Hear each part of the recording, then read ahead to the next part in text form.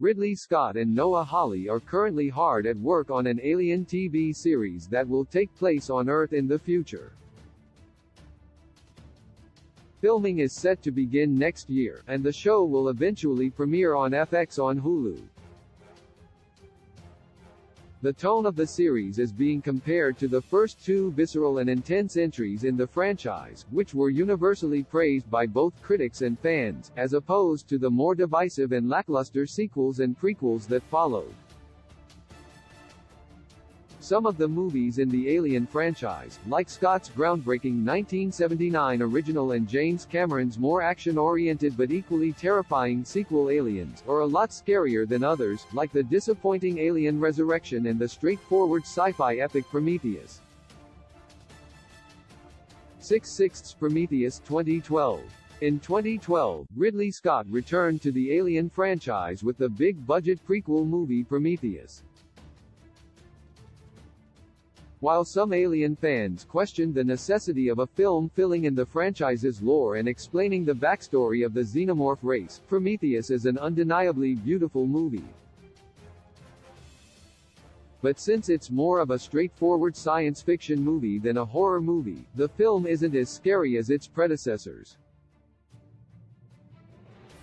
Still, Prometheus has a couple of spooky moments. The engineers have a haunting on-screen presence.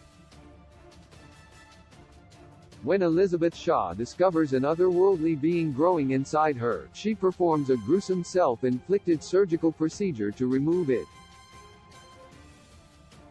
This sequence might not be as iconic as the original film's chestburster scene, but it's just as difficult to stomach. 5/6 Alien Resurrection, 1997. Jean-Pierre Jeunet's fourth entry in the Alien franchise, Alien Resurrection, received almost universally negative reviews. The movie gets too bogged down in the sci-fi lore of bringing Ripley back to life to succeed as a horror film. There is one truly creepy moment that stems from this cloning storyline as Ripley stumbles upon a bunch of failed attempts to clone her, but it's still nothing compared to the scariest moments from the franchise's first couple of installments. There's also a great underwater set piece that translates the terror of a space monster into the murky watery depths, but Resurrection is a mostly scare-free installment in an iconic horror franchise that deserves a lot better. 4/6 Alien 3, 1992. In Alien 3, David Fincher's directorial debut, Ripley finds herself stranded on a prison planet full of convicts so nefarious that they couldn't even be trusted behind bars on Earth. Naturally, the alien killers quickly show up to terrorize this planet, but Ripley is surrounded by monsters long before the xenomorph returns. After the near-flawless initial two movies, Alien 3 was the first entry in the franchise to be met with a mixed critical response. It's a serviceable sci-fi thriller, but it pales in comparison to the previous two movies. Alien 3's dog-like dragon xenomorph is an interesting twist on the familiar Alien design, but it looks too silly to strike the same fear into audiences that the usual 7-foot menace does. 3/6 Alien, Covenant 2017. After the mixed response to Prometheus, Scott returned to the series' horror roots with Alien, Covenant.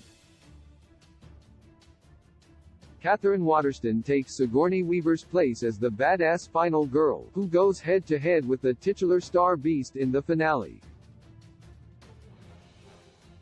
Like the 1979 original, Covenant is a haunted house movie set in space. It takes longer to get there than the original movie, but it ends up with a xenomorph running loose on a space station, brutally picking off the crew members one by one. Scott shows much less restraint with the gore this time around than he did in the meticulously crafted original movie.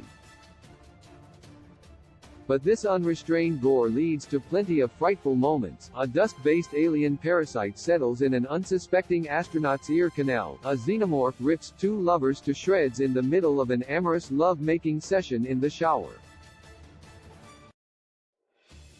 2/6 Aliens, 1986, James Cameron's Aliens, the acclaimed sequel that pluralizes the eponymous monster and ramps up the thrills, is more action-oriented than its predecessor. It's often called an action movie as opposed to a horror movie, with plenty of the explosions and shootouts that are typically associated with the action genre. It's also a heartwarming mother-daughter story, as Ripley takes a young orphan named Newt under her wing after learning that her own daughter has died of old age back on Earth.